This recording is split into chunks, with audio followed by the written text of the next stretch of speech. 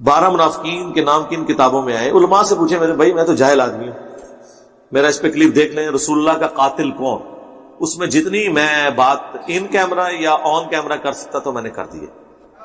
اعلان ولایت علی کے بعد پیغمبر پر 12 قاتلانہ حملے ہوئے۔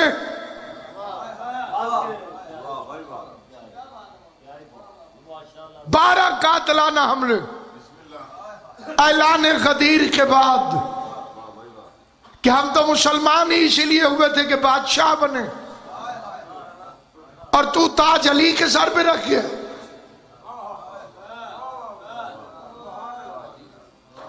چنانچہ پہلا حملہ ہے، قاتلانہ حملہ ہے پیغمبر پر، جس کا نام ہے تاریخ میں واقع عقبہ۔ یہ باتیں جو میں عرض کروں گا آپ کی خدمت میں، وہ صرف شیعہ کتابوں میں ہوں تو زیادتی ہے، پھر مجھے نہیں پڑھنی چاہیے۔ برادران اہل سنت کی کتابیں بھری پڑی ہیں کہ 12 مشتنڈوں نے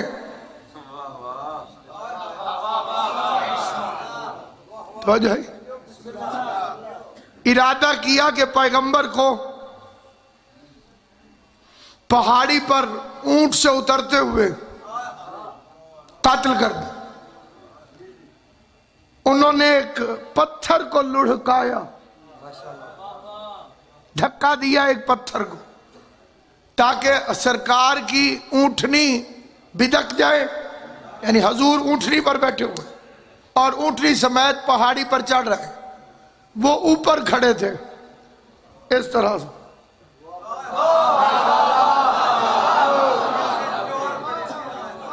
اور انہوں نے اوپر سے پتھر کو، آج تک ڈاکو ایسے کھڑے ہوتے، اور پتھر کو لڑکایا۔ اچانک بجلی چمکی، ادھر سے ہوا چلی، نقاب اتر گئے، ادھر سے بجلی چمک گئی۔ پیغمبر نے ایک صحابی کو ان کے چہرے دکھائے۔ نبی وہ نہیں ہوتا جسے صرف روشنی میں نظر آئے، نبی وہ نہیں ہوتا جسے صرف روشنی میں نظر آئے۔ نبی کو اندھیرے میں بھی پتا تھا کہ یہ کون ہے، لیکن ایک صحابی کو وہ چہرے دکھائے۔ میں ایک پکی نشانی تمہیں بتانا چاہتا ہوں، اور میری منت ہے کہ ان آدھی جاگتی اور آدھی سوئی آنکھوں سے یہ بندے کا نام اگر کسی کا حافظہ ساتھ نہیں دیتا، وہ کاغذ پین سے لکھ لے گا تاکہ اسے یہ نام یاد رہے، اور وہ نام لکھ کے اپنے پاس رکھ لے، اور اگر کوئی نام یاد رکھ سکے تو وہ یہ نام یاد رکھ لے۔ یہ میرے سامنے علم عباس ہے، میں تو جھوٹی بات کروں گا نہیں، جتنے بندے سن رہے ہیں وہ اس کو اچھی طرح سے سن لیں۔ اپنے کسی بھی پڑھے لکھے غیر شیعہ مولوی سے پوچھنا کہ رازدار رسول کون ہے،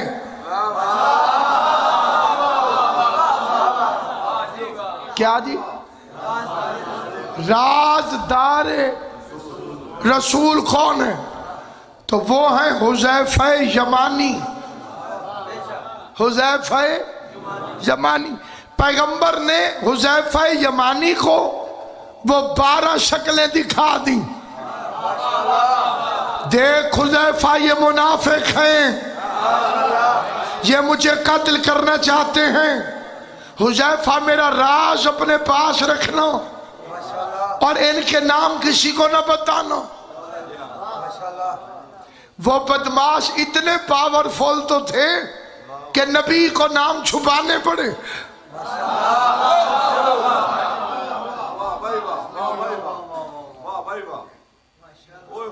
اتنے پاورفل تھے وہ منافق کہ احمد مختار کو سید ابرار کو ان کے نام چھپانے پڑے. برادران اہل سنت بھی مانتے ہیں کہ حذیفہ رازدار رسول ہے.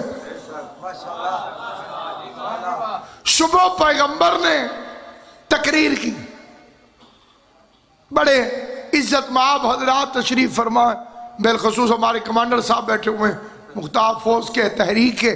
میں بڑی توجہ چاہتے ہوئے ایک فکرہ کہنا چاہتا ہوں. پیغمبر نے صبح تقریر کی اور آقا نامدار نے اس تقریر میں فرمایا رات میرے قتل کی سازش کی گئی تھی اور 12 لوگوں نے مجھے مارنے کا منصوبہ بنایا تھا. اللہ نے مجھے بچا لیا. وہ 12 لوگ اس مجمع میں موجود ہیں. امام زمان آپ کو سلامت رکھے. میرے بھائی نے مقصد کو سمجھا. وہ 12 لوگ اس مجمع میں موجود ہیں اور یہ جنت میں ایسے نہیں جا سکتے جیسے اونٹ سوئی کے نکے سے نہیں گزر سکتا.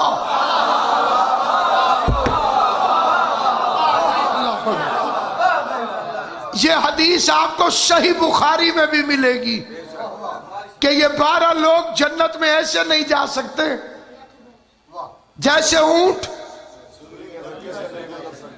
سوئی کے نکے سے نہیں گزر سکتا.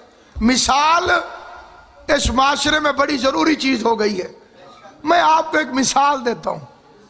میں اعلان کروں حضرات، ابھی جب میں باشنا آ رہا تھا تو 2-3 آدمیوں نے رستے میں میری گاڑی روک کر مجھے قتل کرنے کی کوشش کی. وہ بندے اس مجلس میں موجود ہیں. ذاتی رشتہ داری تو ہے نہیں، تعلق ہے حسین ابن علی کی وجہ سے، تعلق ہے مولا علی کی ولایت کی وجہ سے. اس محبت میں کتنے لوگ ہوں گے جو اس مجمع سے کھڑے ہو جائیں گے. علامہ صاحب 200 بندے کتنے بیٹھے ہیں. آپ اس لیے کھڑے ہوں گے کیونکہ آپ کو مجھ سے محبت ہے. جس مجمع میں نبی نے تقریر کی تھی وہاں کوئی کھڑا نہ ہوا.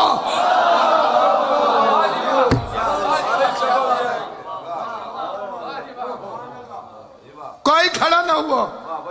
ان کا کھڑا نہ ہونا اس بات کی دلیل ہے کہ وہ سازش میں شریک تھے. اب سنیے حذیفہ کا کیا ہوا. اسے بڑے بڑے لوگ اکیلے کر جاتے تھے. کس کس کو دیکھا تھا؟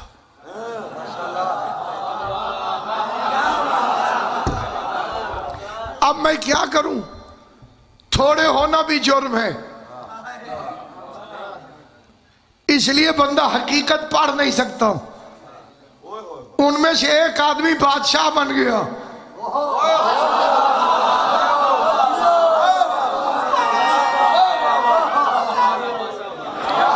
کیونکہ ابو سفیان نے کہا تھا کہ خلافت کی گیند ہاشمیوں سے نکل آئی ہے، اب ہم باری باری کھیلتے رہیں گے. تو میری طرف پھینکنا، میں تیری طرف، تو میری طرف. اس نے حذیفہ کو پکڑ لیا. حذیفہ کون کون تھا؟ کے نام تجھے رسول نے بتائے تھے، تو نے کس کس کی شکل دیکھی تھی؟ حذیفہ نے کہا راز ہے، مجھے نبی نے منع کیا تھا، میں نے نام نہیں بتانے. بندے کو غصہ چڑھ گیا. غصہ بڑی بھیڑی چیز ہے. غصے میں اندر کی باتیں باہر نکل آتی ہیں. اس نے غصے میں آ کے حذیفہ کو دھکا دیا اور دھکا دے کے کہا تو بتا یا نہ بتا، واللہ انا من المنافقین، اللہ کی قسم میں تو ان 12 بندوں میں شامل تھا. قاتل چھپا دیے گئے تھے. نبی کا قتل حجرے میں ہوا. آج تک نبی کا قتل منبر سے نہیں پڑھنے دیا جا رہا. کہہ دیا کہ نہیں جی نبی طبعی موت مر گئے. معصوم تو طبعی موت مرتا ہی نہیں. طبعی موت وہ مرتا ہے جس کی طبیعت میں توازن برقرار نہ رہے, اور جس کا جسم پہ کنٹرول نہ ہو وہ کائنات پہ کنٹرول کیسے کرتا ہے؟ معصوم یا زہر سے یا تلوار سے. اگر پڑھنے والی آنکھ ہو تو صحیح بخاری میں لکھا ہوا آخری وقت میں نبی کو دوائی پلائی جا رہی تھی اور نبی انکار کر رہے تھے. دوا میں شفا ہوتی. نبی کا قتل مدینے میں ہوا, قاتل چھپ گیا. کیا نبی کا جنازہ ہوا؟ بے شک رسول کا جنازہ ہوا. امیر المومنین علی ابن ابی طالب نے پڑھایا, کیونکہ معصوم کا جنازہ ہمیشہ معصوم پڑھاتے.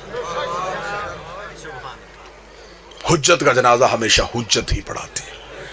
صرف جنازہ نہیں, 3 دن تک رسول کی میت رسول کے حجرے میں پڑی رہی. اب یہاں پہ آ کے صرف اس گیپ کو چھپانے کے لیے کہ 3 دن مسلمان کہاں پہ رہے, یہاں پہ آگے بچوں کے سوال رکھ دیا, بیٹا نبیوں کے جنازے نہیں ہوتے. نبیوں کے جنازے نہیں ہوتے, نبی دفن تو ہوتے نا بھائی, دفن تو ہوتے ہیں. تو جنازے میں نہیں تھے, تدفین میں کون کون تھا؟ دکھ لے کے اگر میرا کوئی اہل سنت بھائی ہے, میں نے پوری مجلس کسی کے جذبات کو ٹھیس نہیں پہنچائی, میں منت کر کے کہوں گا اگر یہ لوگ نبی کے جنازے میں نبی کی تکفین میں موجود تھے, پھر میں صحیح بخاری, مسلم, مشکات, ترمذی سے وہ حدیث دکھانے کے لیے تیار ہوں. جب ایک بہت بڑے صحابی نے آ کے اپنی بیٹی سے پوچھا تھا, مجھے بتا نبی کو کتنی چادروں کا کفن ملا ہے. اگر وہ لوگ تکفین میں موجود تھے, بیٹی سے سوال کیوں کیا گیا؟ 3 دن تک مسلمان غائب رہے سقیفہ بنی سعدہ میں حکومت کی تشکیل دینے میں. لوگ حکومت کی تشکیل دیتے رہے, اور 30 دن کے بعد مولا امیر المومنین گئے. احتجاج تبرسی میں حوالہ, 30 دن مولا امیر المومنین گئے. مولا نے جا کے سقیفہ میں اپنے نیزے کو گاڑا. نیزے کو گاڑ کے مولا نے فرمایا, تم نبی کے جنازے پہ کیوں نہیں آئے؟ انہوں نے کہا یا علی ہم حکومت بنا رہے تھے. فرمایا کیا کیا تم نے حکومت کا؟ کہنے لگے اسے وزیر بنا دیا ہے, اسے امیر بنا دیا ہے. امیر المومنین کا خطبہ ہے تاریخ کا. امیر المومنین نے کہا اچھا تم نے علی کے فیصلے کو ترجیح نہیں دی؟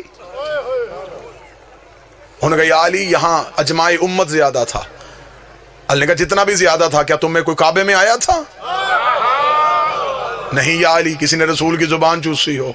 نہیں یا علی. کوئی نبی کے ہاتھوں پہ پلا ہو؟ نہیں یا علی. کسی نے دعوت ذوالعشیرہ میں کھڑے ہو کے نبی کی تائید کی ہو؟ نہیں یا علی. کسی نے بت توڑے ہوں؟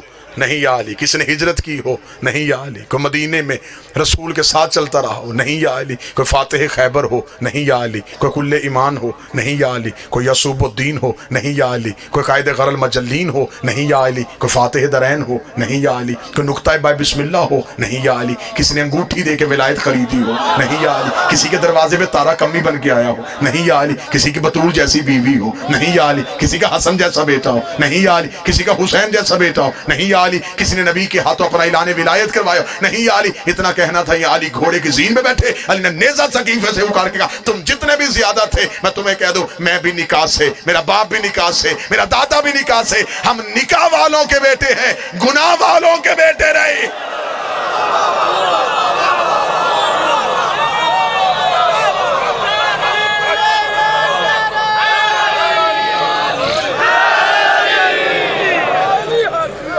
آپ جس کی چاہیں ہم عزت کرنے کے تیار ہیں. دکھ ہے, تکلیف ہے, پڑھا لکھا دور ہے, مجھے تکلیف ہوتی ہے. بندے کہتے جی شیعہ فلاں کی عزت نہیں کرتے, فلاں کی عزت نہیں کرتے. بھرے مجمع میں چیلنج کر رہا ہوں, ابھی اسی وقت چیلنج کر رہا ہوں.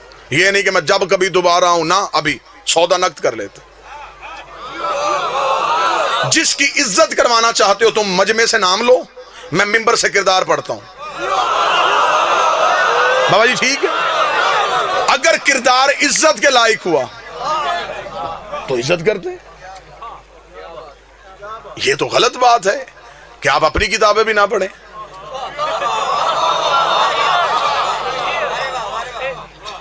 ہمارے اوپر دوہری ذمہ داری ہے, ہم اپنی بھی پڑھیں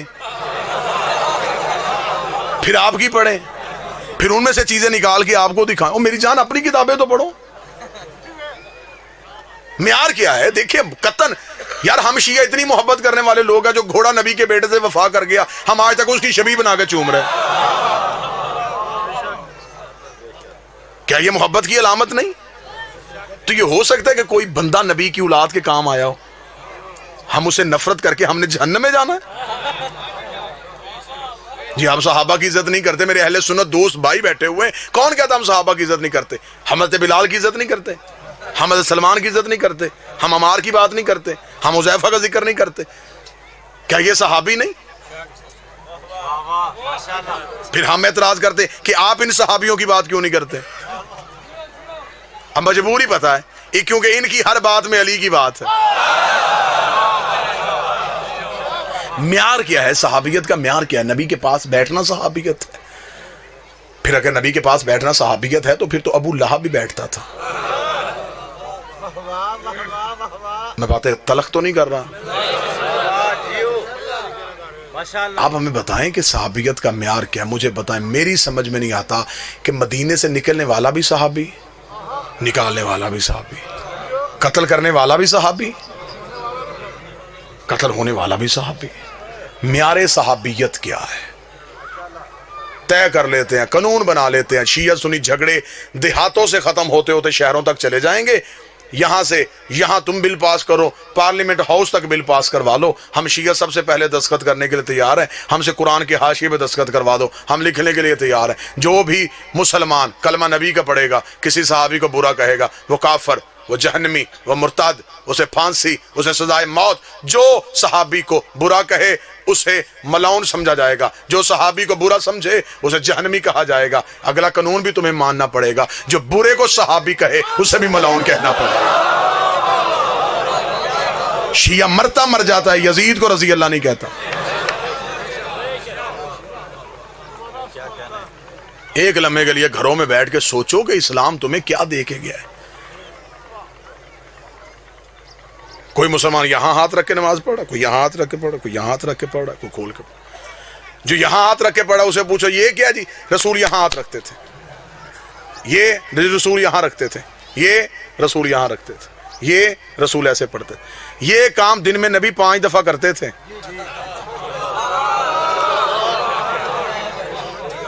اور امت ابھی تک یہ طے نہیں کر سکی کیسے کرتے تھے۔ غدیر تو ایک دن آیا تھا،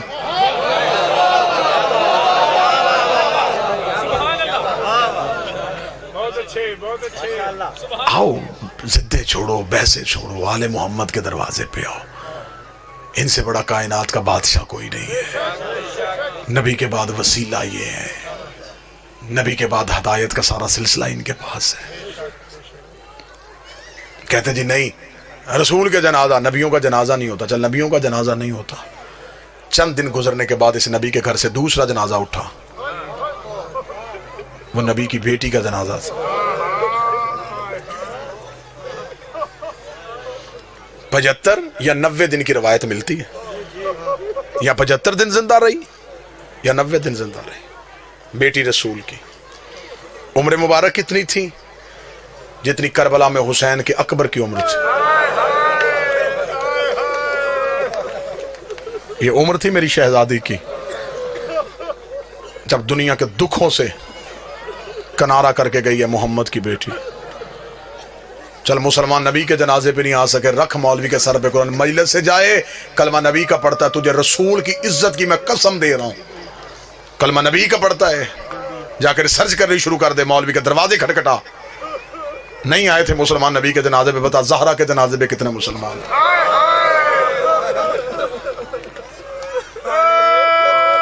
آدھی رات کو دفنا کیا ہے علی بطول کو۔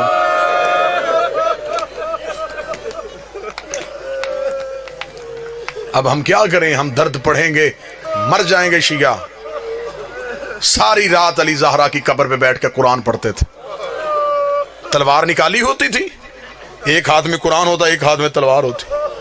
ایک دن حسین نے جا کے کہا بابا میری ماں کو تلاوتوں کی محتاج ہے۔ فرمایا قرآن پڑھنے نہیں آتا، اونچی آواز میں اس لیے پڑھتا ہوں انہیں پتہ چلے علی قبر پہ پہرا دے رہا۔ کیا یہ غریبی نہیں تھی میرے بادشاہ علی کی؟ بچپن کا حسین بابے کے قدموں پہ گر گیا، رو کے کہتا بابا اب تو میری ماں نہیں روتی، اب تو میری ماں جگیر نہیں مانگتی، اب میری ماں کو کیا ڈر ہے؟ فرمایا جو آگ لے کے دروازے پہ آ گئے، کہیں بیل چلے کے زہرا کی قبر پہ نہ آ جائے۔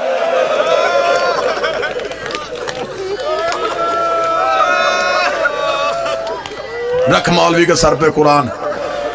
تھوڑے عرصے بعد اس نبی کے گھر سے تیسرا جنازہ اٹھا.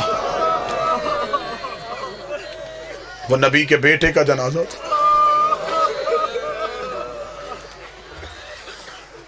وہ نبی کے بیٹے کا جنازہ تھا. مجھے سر پہ قرآن رکھ کے بتا کبھی کوئی جنازہ گھر سے نکل کے پھر گھر آئے؟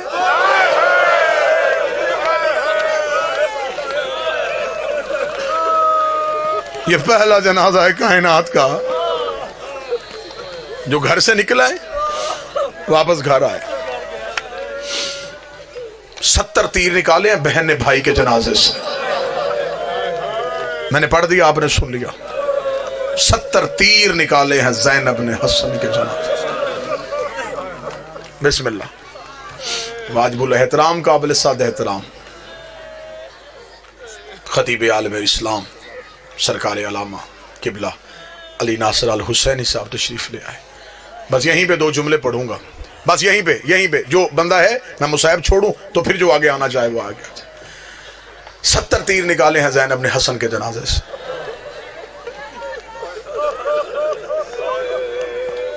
حسین نے اکبر کے جگر سے ایک برچھی نکالی تھی.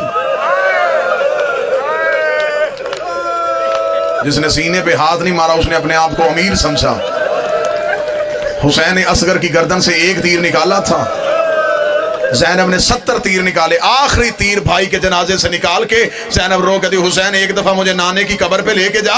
فرمایا کیا پوچھنا چاہتی ہے؟ فرمایا جا کے نانے کی قبر سے جا کے پوچھو نانا تو کہا کرتا تھا حسن میرا امیر بیٹا ہے، حسین میرا غریب بیٹا ہے. میں نانے کو بتاؤں گھر آ کے اپنے امیر کا جنازہ دیکھ، پھر مجھے بتا تیرا امیر ایسا ہے تو تیرا غریب کیسا ہو. انہوں نے تیرے امیر کی یہ حالت کی ہے تو تیرے غریب کی کیا حالت.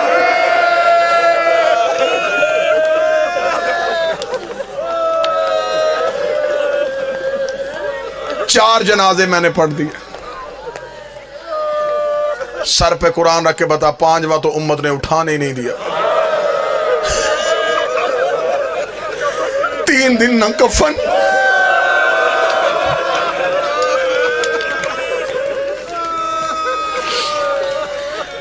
اپنی اپنی لاشیں دفنا کے چلے گئے. حسین کی لاش کربلا کے جنگل میں 3 دن تک بغیر کفن کے پڑی. علامہ حافظ کفایت حسین اپنی کتاب میں لکھتے ہیں امت نے 7 حصوں میں حسین کی لاش کو تقسیم کیا. کسی کے ہاتھ حسین کا امامہ آیا، کوئی حسین کی عبا اتار کے لے گیا، کوئی حسین کی قبا اتار کے لے گیا. ایک کمینے نے سید کے کمر بند پہ ہاتھ ڈالا. حسین کی میت کانپی. آواز آئی حیا کر میری لاش پہ میری بہنوں نے آنا، شرم کر میری لاش میں میری بیٹیوں نے آنا. ایک کمینہ ان میں سے وہ ہے جس میں آج بھی زیارت ناہیہ میں میرا 12واں لہو رو کے لعنت بھیجتا ہے. بابا شرازی سید مجھے معاف کر دینا، یہ کمینہ وہ ہے جس نے حسین کی انگوٹھی اتاری.